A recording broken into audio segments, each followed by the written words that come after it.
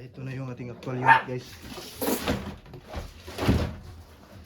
Ngayon, susukatin na natin gamit yung ito para ano tayo, makapag-create ng butas. So dito, max niya is yan.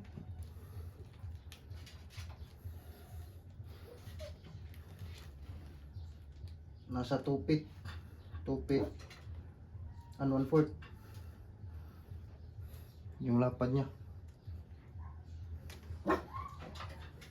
24 and 1/2. Yan, exact 24 and 1/2 inches. 24 and 1/2 inches. Yan, 24 and 1/2 inches. So, sulat ko dito sa ating listahan yung pagganyan. 24 and 1/2 inches.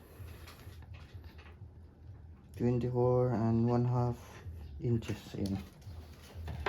Pero hindi to ilalagay hold, di ba? So di hanggang dito lang. Yan, hanggang dito lang. Baga dito. Yan, hanggang dito. Pwede na hanggang dito. Susukatin natin. Ito lang yung papaloob.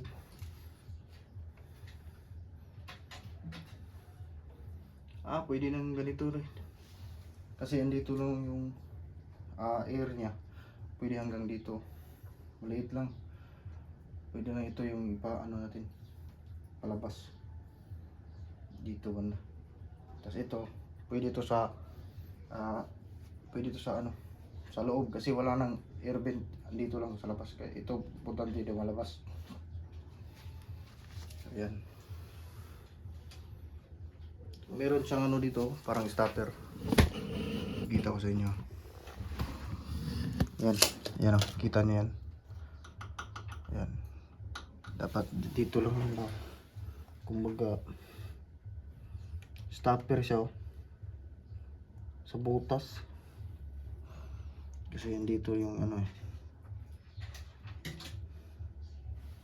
Patanggal ba to? Parang ayaw eh. Ito yung silbi maglalak. Dapat dito lang banda tayo.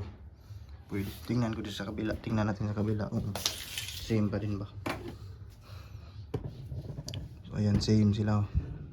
Walang butas. So pwede dito sa loob. Yun yung may grills. Yung may grills na yun. Ito. Pwede dun sa labas. Ayan. So sukat muna natin Sukatin muna natin.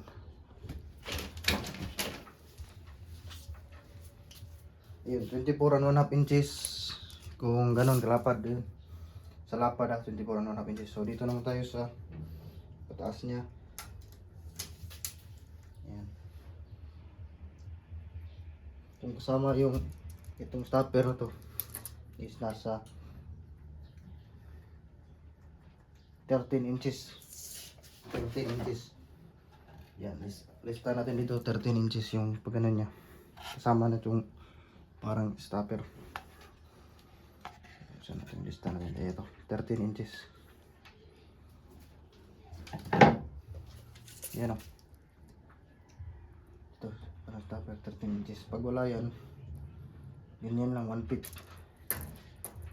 1 feet pag normal. Siyempre, sama natin 13 inches. Yan yung max natin. Yan, ano po ba? Yung palapad naman. Yung palapad ng unit. 19 and 1/2 inches. So may allowance yan. Gawin natin 20 inches. 20 inches. Sa butas na to. Yan. Gagawin kong 20 inches. Yung sa akin, may allowance na yan. Kasi yung actual is 19 and 1/2. Yan. 19 and 1/2. So may allowance, gagawin kong 20. Kasi wala namang naka-ano ito eh. 20, gagawin kong 20. 20 inches. Sasalpak ko to sa 20 inches. Pwede rin gawin 21. Pero sa akin ito kaya na namin itong ipasok ng 20 inches. Lagyan na lang natin ng allowance.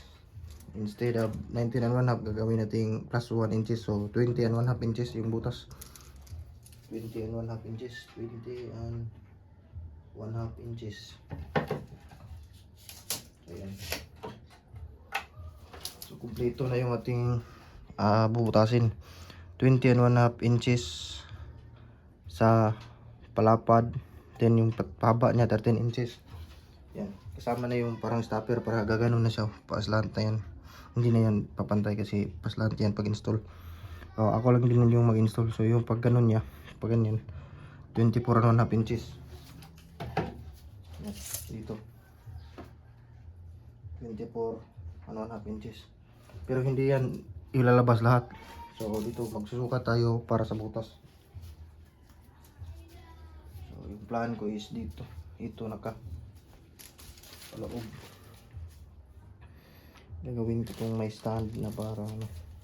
Kasi ito yung parang may holder niya.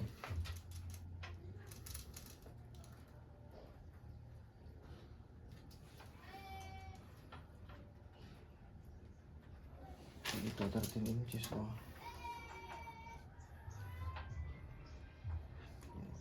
inches ito na. Yung dito naman.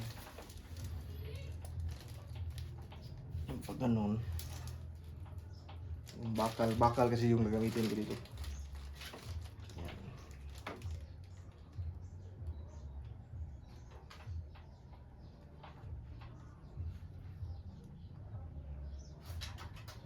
Kahit dito nakausli yan.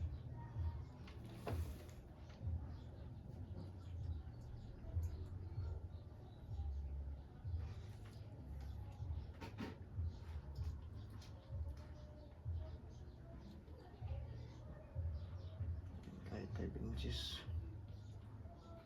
Ano sa bakal na to. Dito ako kukuha yan.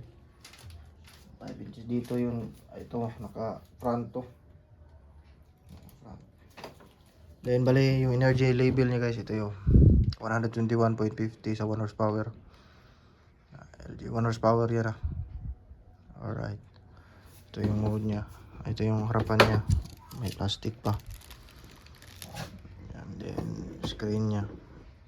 Alright. Yun lang guys. Yan. So plano ko sana ito lang yung ipaano ko. Pwede rin naman. Ipakita to. Yan, pwede rin. Pwede ito lang nakalabas yan. Sa akin pwede lang ito lang yung nakano, tapos ito lahat labas. Okay na guys, yun lang. Bye bye.